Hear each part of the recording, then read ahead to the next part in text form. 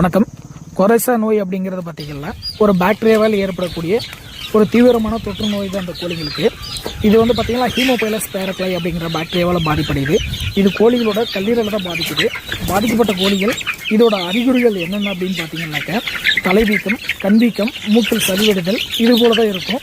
இந்த கொரைசா நோய் பாதிக்கப்பட்ட கோழிகள் பார்த்திங்கன்னா தீவனம் தண்ணி எடுக்கிறத குறையும். அதோட கோழியோட வெயிட்டும் குறைய ஆரம்பிச்சிடும். முட்டை வைக்கிற கோழியாக இருந்தாக்க இதோட முட்டை உற்பத்தியும் குறையும்.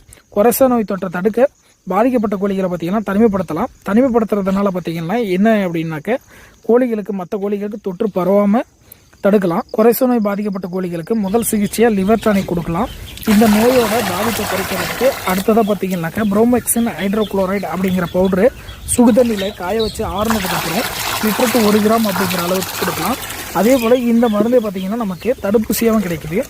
இல்லை தடுப்பூசி போடலாம் அப்படிங்கிறவங்க இது கோழியோட அளவுக்கு தகுந்தது போல் 0.5 ml வச்சு தடுப்பூசியாகவும் கொடுத்துக்கலாம். மேலும் நம்மக்கிட்ட பார்த்திங்கனாக்கா அசில் கிராஸ் பெருவிட 1 மாதமான கோழியும் 1 நாள் கோழி குஞ்சு கிடைக்குது. கடகநாத் கோழி, வான் கோழி, கினி கோழி, அதே போல் சோனாலி கோழி பார்த்திங்கன்னா முட்டையாக கேட்குறவங்களுக்கு 1 நாள்லேருந்து 1 மாதம் வரைக்கும் கட்டை கோழியாக கொடுத்துட்ருக்கோம். தேவைப்படுறவங்க ஸ்கிரீனுக்கு நம்பர் கால் பண்ணுங்கள்.